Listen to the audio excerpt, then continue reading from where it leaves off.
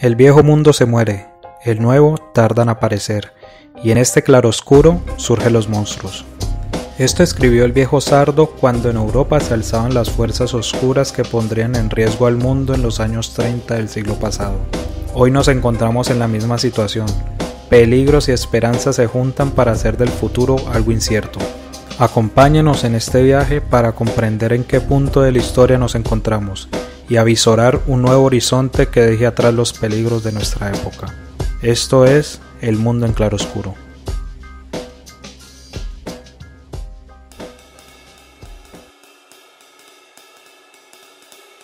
El estado de bienestar moderno surgió como una manera de superar la Gran Depresión de la década de 1930 bajo una forma de intervencionismo estatal para abordar el desempleo, la pérdida de producción y el colapso del sistema financiero.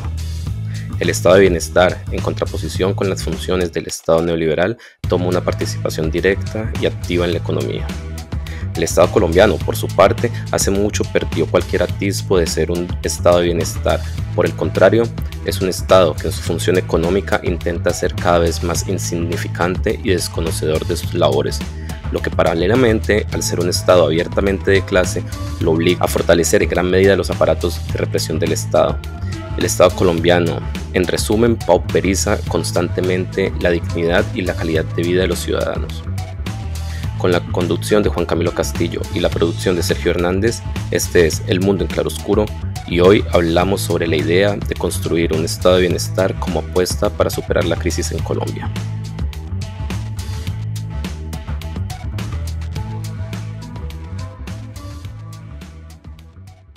Para hablar sobre este importante tema, contamos hoy con la participación de dos invitados.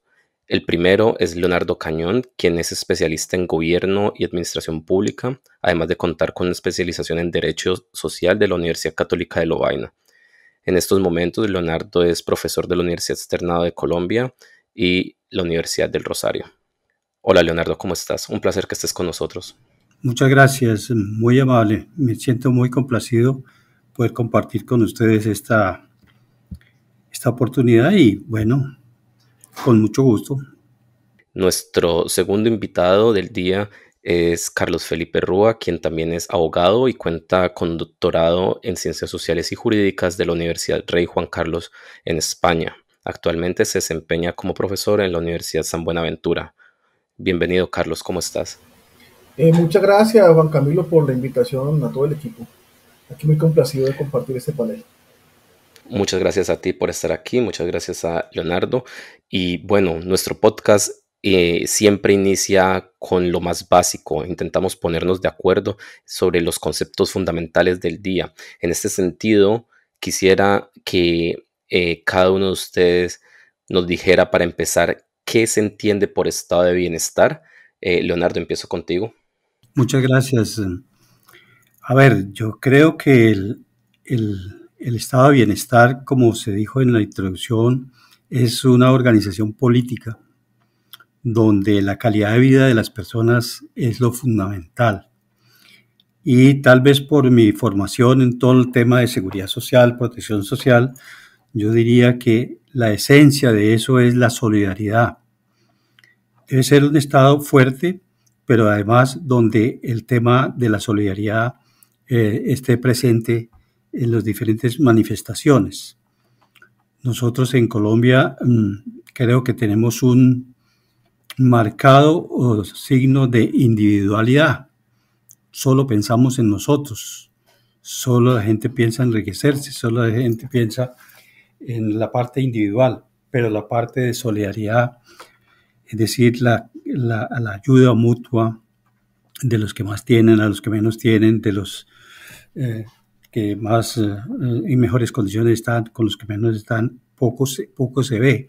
Y eso nos ha llevado a que tengamos pues, los niveles de desigualdad que tenemos, que tengamos grupos de población muy marginados como la población rural, el caso de la población mayor, la relación entre pensionados y personas mayores es dramática y me parece que la concreción es, tenemos un estado de bienestar que ayude a la población, que mejore la calidad de vida o no. Muchas gracias por tu respuesta. Esa es una muy buena pregunta y espero que a lo largo del programa del día de hoy podamos tener por lo menos una respuesta o algún proyecto de respuesta.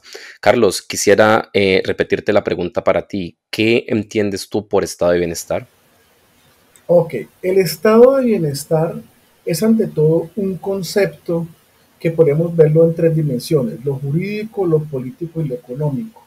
Cuando se analiza el concepto de estado de bienestar desde esas tres dimensiones o tres posibilidades de realización, lo jurídico, lo político y lo económico, pues entonces vamos a ver que termina consolidando un modelo de Estado. Un modelo de Estado, como decían ustedes en la introducción, como concepto va a aparecer en la década de los 30, después de la Gran Depresión, como un mecanismo de generar, o más bien como una forma o unas prácticas de generar una, de revertir la situación de crisis económica que se estaba viviendo como consecuencia del crack del 29, pero más adelante, ya después de la Segunda Guerra Mundial, se va a convertir o se va a terminar de perfeccionar y de perfilar como un modelo de Estado muy propio de sociedades europeas como Alemania, Francia y los países nórdicos.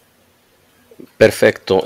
Quisiera que Leonardo nos ahondara un poco más en la importancia de la solidaridad eh, para la constitución de un Estado. Es decir, si nos planteamos el hecho de cómo funciona el Estado colombiano y de lo que nos decías, que es una sociedad con mucha tendencia a la individualidad, ¿cómo categorizamos el Estado colombiano de acuerdo a esta categoría social, moral de la solidaridad?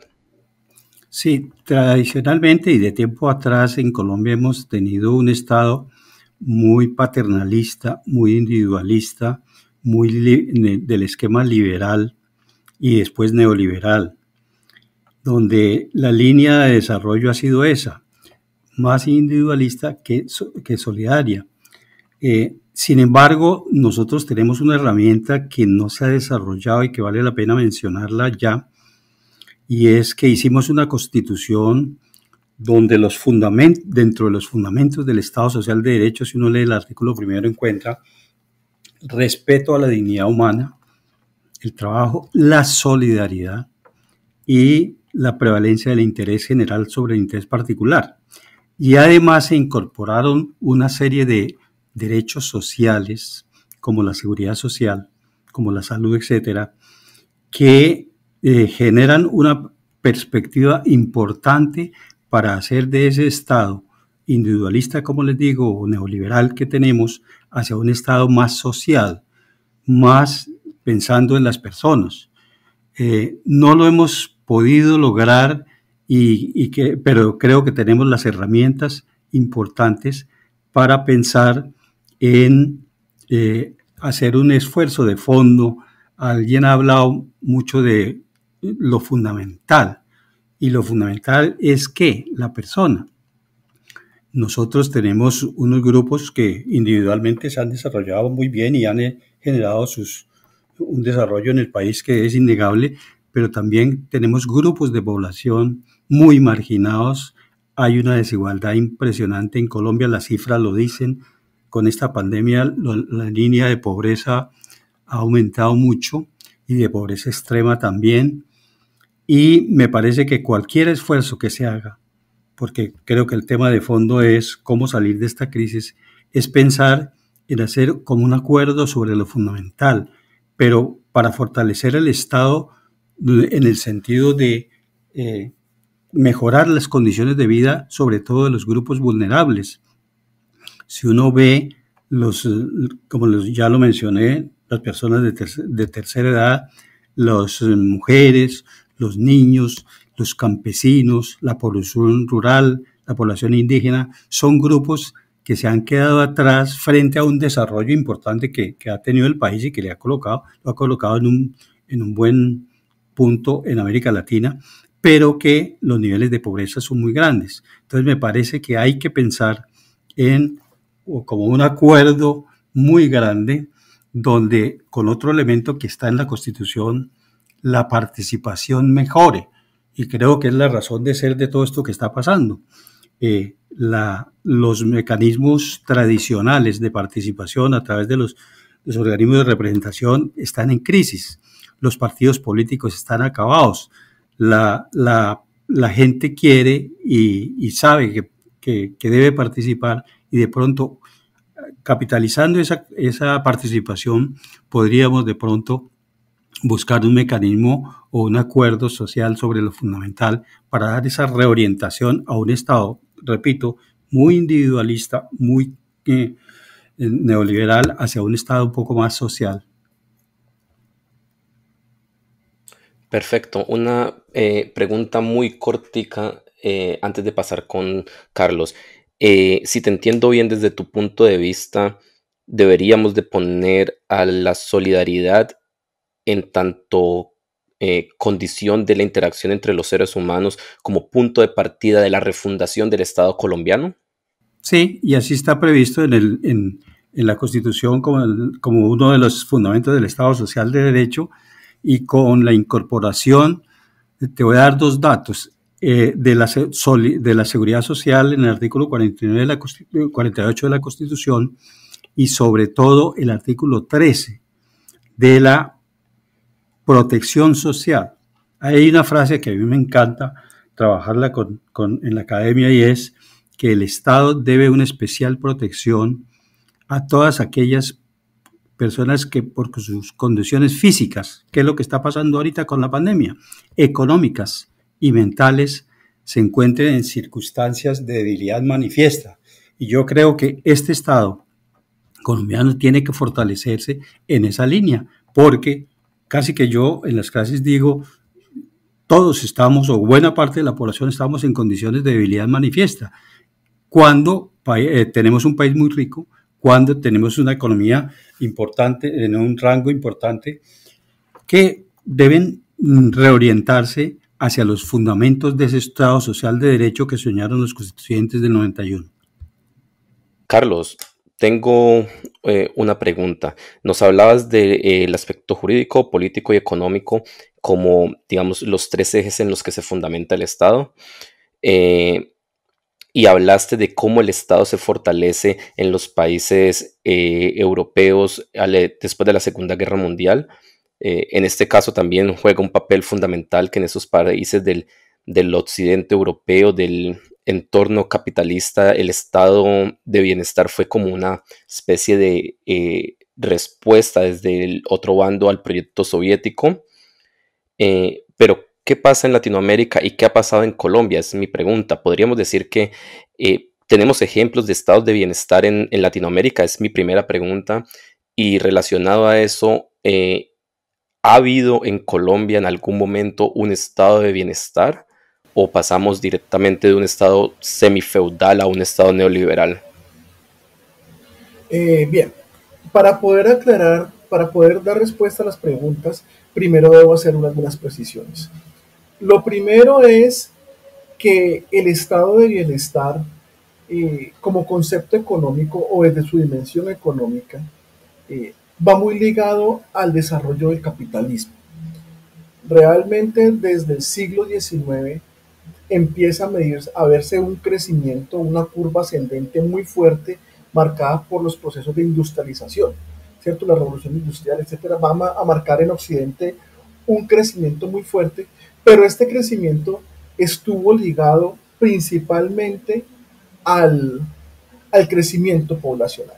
Entonces, en la medida en que crecía la población, se incrementaba la fuerza de trabajo, y al incrementarse la fuerza de trabajo, pues digamos que se generaban mayores factores de riqueza.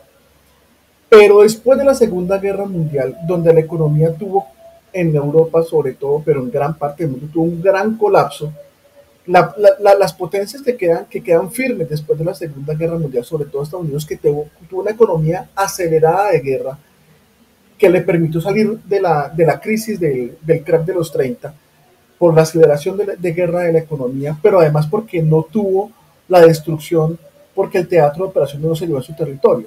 Entonces, ¿qué sucede? Que este estado de bienestar, pues entonces va a tener esa dinámica, porque después de la Segunda Guerra Mundial se va a disparar el crecimiento que venía más o menos constante con el crecimiento de la población, venía más o menos parejo, pero ahora ya no va a ser el crecimiento de la población el que va a marcar la curva ascendente, sino que van a ser la generación de riqueza, sobre todo en el mercado financiero y la aceleración industrial que viene después de la posguerra, lo que va a permitir que entre 1945-46 hasta finales de la década de los 70, que es cuando se marca, digamos, el crack el crack petrolero en el año 79, estos 35, 34 años son los años donde mayor crecimiento en toda la historia se ha vivido.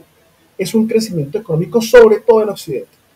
Sí, América Latina creció, parte de Asia crecieron, pero sobre todo Occidente, y Occidente entendamos Europa, entendamos Norteamérica y entendamos de pronto también Japón y Australia, ¿sí? Para entender lo que es esa visión de Occidente, que no es únicamente de acuerdo con el mapa. Ese crecimiento exponencial que van a tener les permitió poder financiar todo lo que entendemos como el bienestar, es decir, poder prestar directamente servicios, educación, salud, una cantidad, por ejemplo, Noruega tiene una acumulación de capital muy alto, producto de la bonanza petrolera, lo invierte en unos fondos de inversión y de ahí esos fondos de inversión que son multimillonarios es donde empieza a generar el bienestar. Pero los estados de bienestar más consolidados, que son los del norte de Europa, tienen una característica, es que acumulan mucho bienestar, acumulan mucho dinero, perdón, muchos rendimientos, pero estos estados son pequeños poblacionalmente. Entonces, claro, es mucho más fácil generar el bienestar para 5 millones de noruegos que generarlo para 50, 60, 70 millones. Por eso, después del crack que se da petrolero en el 79, es cuando empieza a marcarse profundamente un desmonte gradual del estado de bienestar. Y eso me lleva a América Latina. En América Latina, ni en Colombia, o sea, ni en América Latina ni en Colombia, nunca hemos tenido un estado de bienestar en estricto sentido. Repito, este es un modelo que exige una acumulación de capital para poderlo revertir a través de, digamos, de desiertos de acceso a bienes y servicios prestados por el propio Estado. Nosotros lo que tenemos es un Estado social de derecho que es un concepto post-estado de bienestar, es un concepto que va a aparecer después, como concepto aparece en los años 30, pero realmente donde con Hermann Heret, pero que se va a potenciar después de los años 70, finalizando los años 70 y los años 80, como un concepto post-estado de bienestar, para decir, oiga, el Estado no tiene que brindarlo todo y no tiene que promoverlo todo, sino que el Estado puede garantizarlo, así otros lo presten. Lo que nosotros tenemos desde el 91, constitucionalmente está en el artículo primero que citó el doctor Leonardo, es un Estado social de derecho, muy en semejanza con el modelo español que surge después del franquismo.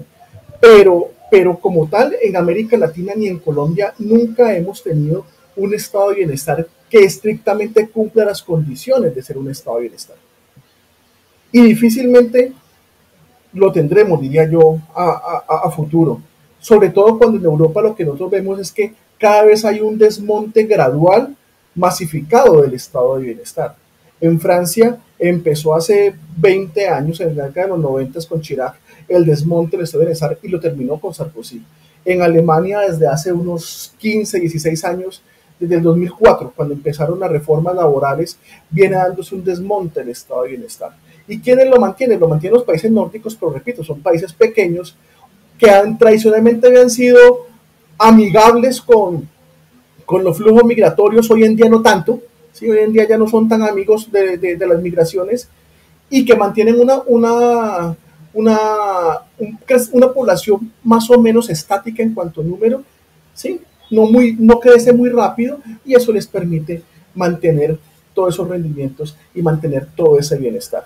Porque es que lo que pasa en Francia o lo que pasó en Francia en gran medida, es que cada vez llegó muchísima más gente a reclamar bienestar, pero no había cómo sostener ese bienestar. O sea, el estado de bienestar es una ecuación de equilibrio y sostenerlo es bastante difícil desde el punto de vista económico. Entonces, claro, volviendo a las preguntas, en América Latina no hemos tenido un ejemplo de estado de bienestar, difícilmente lo vamos a tener estados de bienestar que cumplan con esas condiciones para llamarse así. Obviamente, podemos ver casos donde hay elementos de bienestar, ¿sí? Por ejemplo, una educación masificada, que no es el caso de Colombia, ¿no? Una educación masificada, por ejemplo, en México, que se da después de la Revolución Mexicana, particularmente la década del siglo XX, en México empieza a darse una masificación con universidades grandes, puede verse en ciertos elementos, pero son más elementos de bienestar que en sí la configuración de un estado de bienestar como tal en América Latina. Quiero preguntarle a Leonardo si tiene algo para completar o para debatir de lo que nos acaba de decir Carlos. A ver, yo estoy de acuerdo que obviamente no hemos tenido nosotros un estado de bienestar como se le llama, clásico. Eso es evidente. Siempre hemos tenido un estado muy en la orientación individualista, neoliberal, etcétera, de crecimiento, pero sin ese componente que mencionaba yo inicialmente, de la solidaridad, de que el centro del desarrollo de esta institución sea la persona. No es sino mirar lo que está pasando con los grupos vulnerables, como les digo, de los niños, del acceso a la educación, del acceso a la salud. En salud se hizo un desarrollo importante, pero hay muchas falencias todavía. Y si bien no se tratara de construir un estado de bienestar como en los términos clásicos que han sido planteados muy bien por Carlos, sí tenemos elementos jurídicos y económicos para mejorar el bienestar de la población en general. ¿Como cuáles? Como utilizar estos conceptos que he mencionado de la solidaridad social, de la protección social, y pues realmente ni siquiera tenemos que inventar muchas cosas, porque mira uno los países de Europa y entonces se encuentra que el acceso a la educación, que el acceso a la salud, que el desarrollo de la seguridad social. Hoy en Francia los libros de seguridad social clásicos se están cambiando por los libros de la protección social, que es un concepto mucho más amplio que abarca a cubrir las necesidades de la población, no solo de los trabajadores, sino de muchos grupos de población. Pensando en eso, yo estoy de acuerdo que tenemos elementos jurídicos y económicos sobre todo para incorporar, si quiere llámenlo así, elementos de bienestar que estén mejorando esos indicadores que nos señala todo el mundo, la desigualdad, la pobreza, la desprotección de muchos grupos de población, que es muy alta y que con esta pandemia se ha acentuado de manera impresionante, pero necesitamos el otro componente que señala Carlos, que es el componente político. A mí me parece que desde el punto de vista político estamos en una crisis muy seria por la debilidad en que están los partidos políticos, la poca representatividad, la falta de canales de participación para precisar las necesidades de nuestra población. Nuestros planes de desarrollo son unas colchas de retazo muy puntuales, donde yo pienso que no se ha atendido exactamente lo que necesitan, sobre todo la mayoría de la población, el campesino, el rural. Hemos hecho esfuerzos aislados para no ir tan lejos en relación con una pregunta que está pendiente ahí, y es lo de la JEP, lo del acuerdo de paz.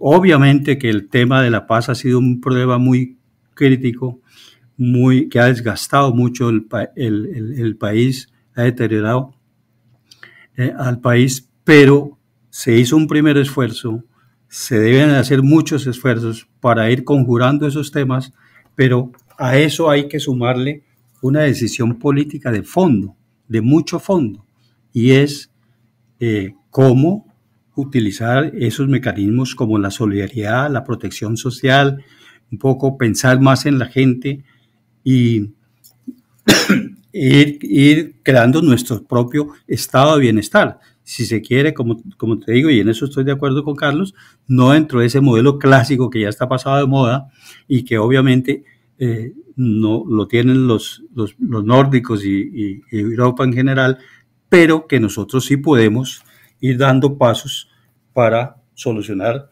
situaciones como la actual crisis que tenemos. Perfecto, muchas gracias por tu respuesta. Como vemos, aquí hay una perspectiva que podemos llamar complementaria. Quisiera que nos quedemos en el aspecto de Colombia. Ya hablamos un poco de lo que es el estado de bienestar y de sus características, fortalecimiento y demás. Ahora hablemos de la coyuntura actual. Y es que en estos momentos, como es sabido por todos, nos encontramos en una crisis social, política y económica que no es que haya nacido en el momento de la reforma tributaria, sino que viene de hace mucho tiempo, sino que ese es, digamos, el florero de Llorente, y eso ha sido aún más agravado por la pandemia del COVID-19. Entonces quiero preguntar en este sentido, ¿qué alternativas tenemos? Esa es, digamos, la pregunta de fondo, y en ese sentido quisiera empezar contigo, Carlos, preguntándote qué aspectos asociados a la seguridad social y al funcionamiento del estado de bienestar pueden ayudarnos para salir de esta crisis. Y mi segunda pregunta es si desde tu punto de vista refundar el Estado, acercándonos más a un estado de bienestar, puede ser una salida a la inconformidad y a la difícil situación que viven millones de colombianos, o cuál sería tu propuesta. Bueno, yo creo que el problema, más que buscar otros nuevos modelos de Estado, está en poder afianzar lo que tenemos. Creo que nosotros tenemos un Estado social de derecho que tiene una serie de promesas en el texto de la Constitución, pero que son promesas profundamente incumplidas.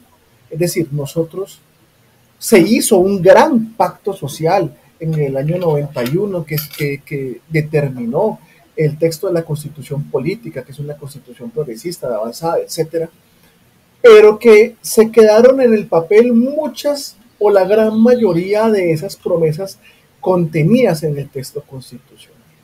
Entonces yo creo que es antes que pensar en cambiar el modelo de Estado o en cambiar la Constitución, hay que mirar de nuevo la Constitución y pensar cuáles son esas promesas incumplidas que hoy está reclamando la sociedad.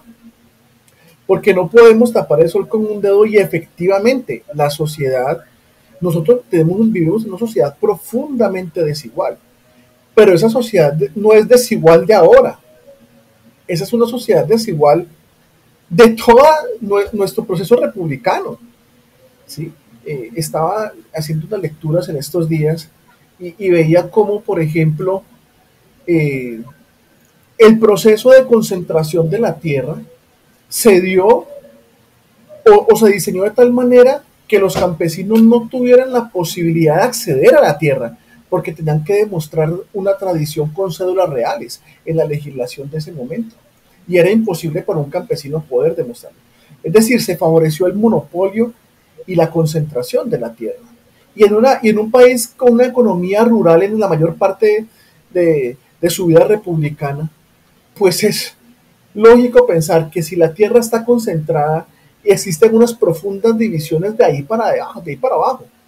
Y lo que nos ha mostrado esta crisis social que estamos viviendo es precisamente que somos una sociedad profundamente desigual. Ahora, repito, yo creo que la respuesta está en el cumplimiento de esas promesas incumplidas del Estado Social de Derecho. ¿Cómo llegar a eso? El doctor Leonardo decía algo muy, muy interesante ahorita, y es un tema de voluntad política. O sea, eso es algo de voluntad política. Pero yo creo que también es un problema de planeación. Si nosotros continuamos con una planeación cortoplacista, pues a largo plazo no vamos a tener posibilidades reales de reducir esas brechas sociales. La gente dice, no, es que mira el milagro de Singapur y el milagro de Corea y el milagro de no sé dónde. Sí, y que con menos recursos que nosotros, y hoy en día tienen un PIB de no sé cuánto y un ingreso per cápita de no sé cuánto. Sí, claro, pero es que el éxito allá fue una planeación a largo plazo. Y esa planeación a largo plazo requiere voluntad política de todos los sectores involucrados. Nosotros no hemos tenido y esa tal vez es una de las fallas grandes de la Constitución que podría de pronto corregir para garantizar todos esos postulados que están en la parte de principios de la Constitución. Y es precisamente que la planeación la hacemos a corto plazo. Entonces hacemos una planeación con planes de desarrollo a 4 años, pero el primer año es de formular el plan y estamos en plena curva de aprendizaje con las nuevas administraciones. Esa curva de aprendizaje dura un año, ya 4 años se convierten en 3 años. Y esos 3 años implican ponerse en la práctica, son 2, porque el último año es un año de pensar las elecciones que vienen. O sea que tenemos una planeación sumamente cortoplacista que hace que lo que mencionaba el doctor Cañón, por ejemplo, que la JEP, que era algo que debió planearse a 15 o 20 años, como aparece en las reformas constitucionales que se hicieron, pues termina siendo una planeación cortoplacista con el cambio de gobierno. Y así es todo. Los planes de desarrollo que deberían marcar el derrotero del desarrollo económico, pero no solamente el desarrollo para unos intereses económicos muy marcados, sino el desarrollo económico entendido como la posibilidad de superar las brechas económicas, pues entonces queda en nada porque queda a unos plazos muy cortos. Yo creo que es posible generar un cambio, en la planeación a largo plazo, pero solamente si se tiene una voluntad política fuerte que demarque ese derrotero. De lo contrario, vamos a estar haciendo pañitos de agua tibia y cambiando cada 4 años, que en la práctica son 2, el cómo lo vamos a hacer y el qué vamos a hacer. Y en esa medida, pues no vamos a seguir improvisando y vamos a seguir en lo mismo. Y las brechas sociales, la profunda brecha social que tenemos, nunca se va a satisfacer. Creo que por ahí estoy dando respuesta mezclada a las 2 preguntas que me hiciste, pero creo que por ahí es como el derrotero. Creo que ese es como el camino. Mejorar una planeación a largo plazo. Miremos los espejos que mencionaba ahora son espejos que hacen planeación a 15, 20, 25, 30 años, no planeación a 4 años con 2 efectivos. Perfecto, muchas gracias por tu respuesta. Quiero hacerte una pregunta, digamos, corta antes de pasar con la perspectiva de Leonardo, y es relacionada al cómo se hace eso que nombraste. ¿Crees tú que en estos momentos, después de 30 años de la Constitución de 1991 y con todo el desarrollo clientelar, los vínculos del Estado colombiano con el narcotráfico, digamos, la narcotraficación de la sociedad colombiana y del Estado colombiano, y todos estos otros factores que también juegan un papel en el desarrollo y en el fortalecimiento del Estado, o digamos, el cumplimiento de las hasta ahora promesas incumplidas de la Constitución del 91, cuenta el Estado con la legitimidad que le permita reafirmar el contrato social que existe en la sociedad colombiana y poder cumplir con esas promesas, o lo ves desde un punto de vista de la realpolitik realmente imposible? La importancia que tuvo la constituyente del 91 fue que precisamente que fue incluyente, que por primera vez metió a los indígenas, metió a los afros, metió a las mujeres, metió a todos los que no tenían voz en ese momento. ¿Sí? Y esa fue la importancia para salir de un momento de coyuntura. Hoy estamos en un momento de coyuntura diferente, ¿sí? Un momento de coyuntura distinto al de hace 3 décadas, que también amerita pensar un nuevo pacto social o un nuevo contrato social, o reafirmar ese contrato social existente a partir de las promesas incumplidas, que es lo que yo pensaría que es lo más idóneo, porque aquí, paréntesis pequeño, yo le tengo mucho miedo a una asamblea constituyente. Hoy en día uno sabe dónde empieza, pero no dónde termina, ¿sí? Y con eso cierro el paréntesis porque creo que eso es para otra pregunta u otro escenario diferente.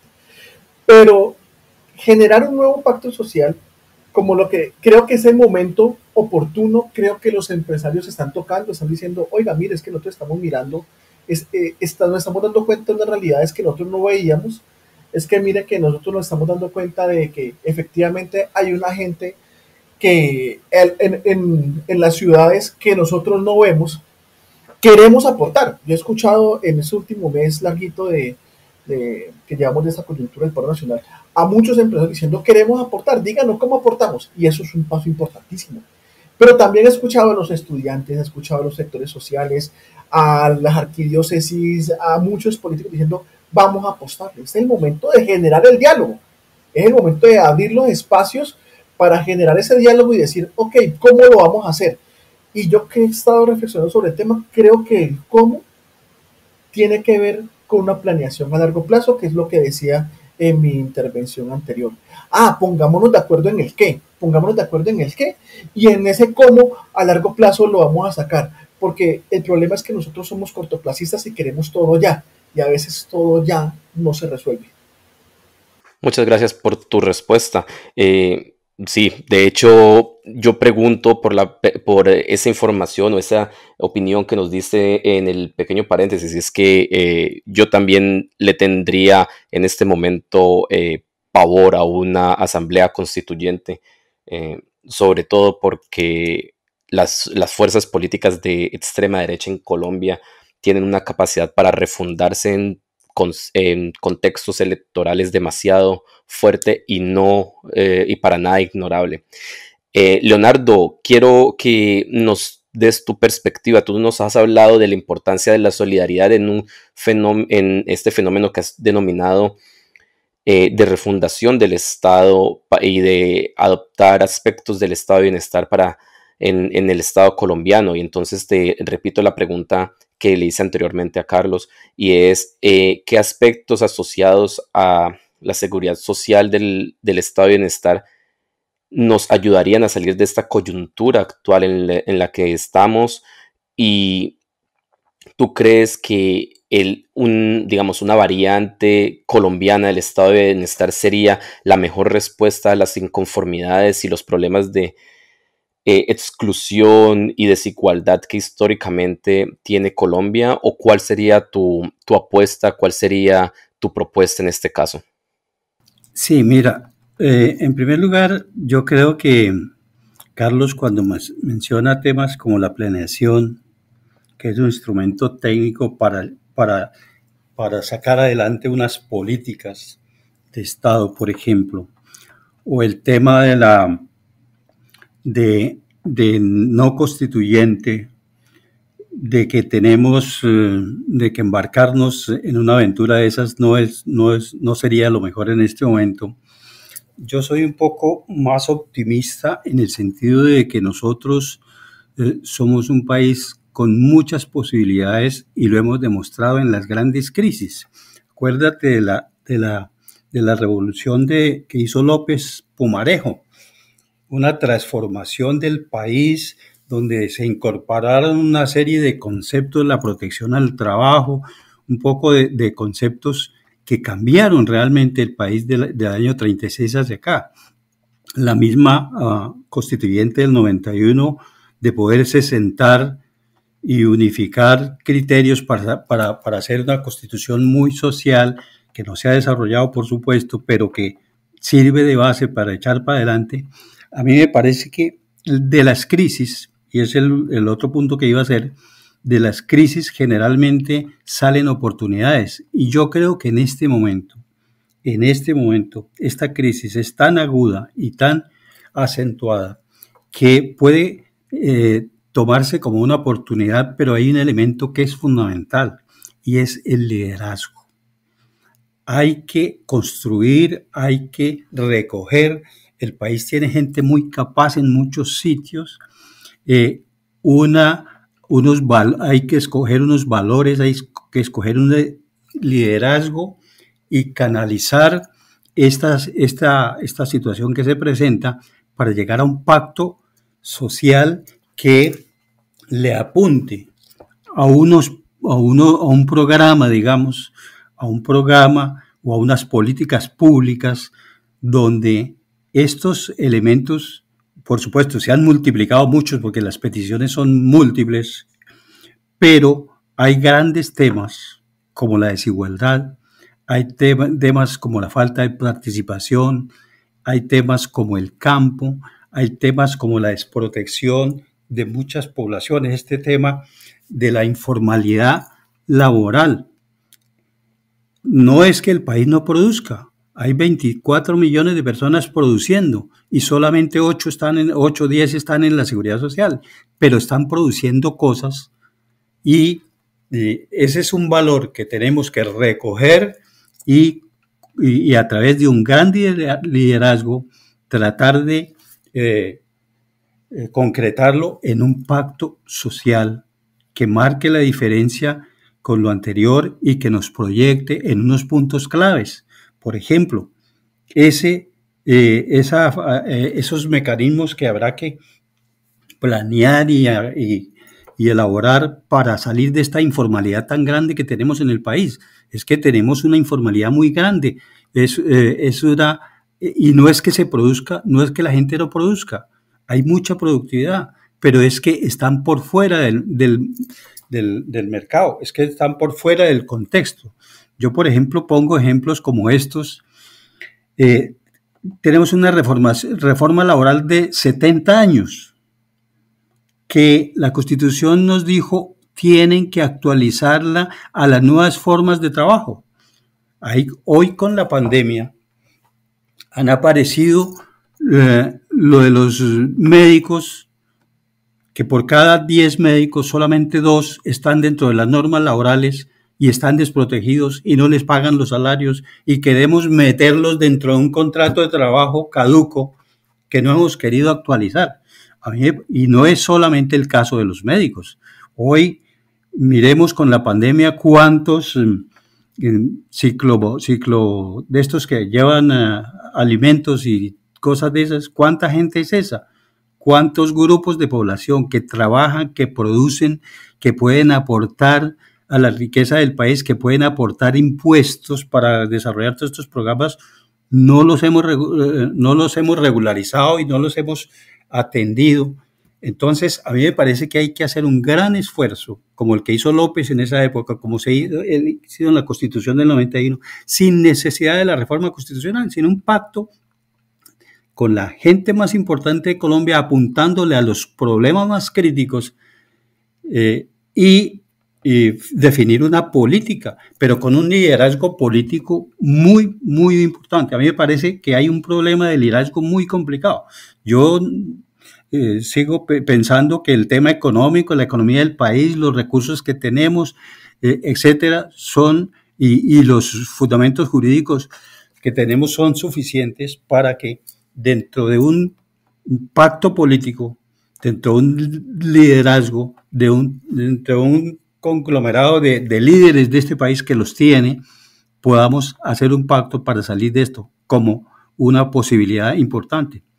De las crisis, las grandes crisis siempre traen generalmente oportunidades y yo creo que el país sí tiene en este momento una oportunidad para que a través de un liderazgo de tipo político, de algo que aparezca y que consolide todo el tema político, porque el fondo de esto es un tema puramente político. Pues obviamente no son los partidos políticos actuales que tenemos, están muy debilitados, no son los liderazgos personales que tiene la gente, que eso es muy individualista, sino un pacto político donde los individuos, la población, sean el centro de la mirada para unas nuevas políticas que nos saquen adelante. Muchas gracias por tu respuesta. Yo espero de todo corazón que la crisis actual sea el punto de partida para la consecución de un mejor país en el que quepamos todos y todas. Lastimosamente el tiempo se nos ha terminado. Con este tema podríamos seguir horas y horas hablando.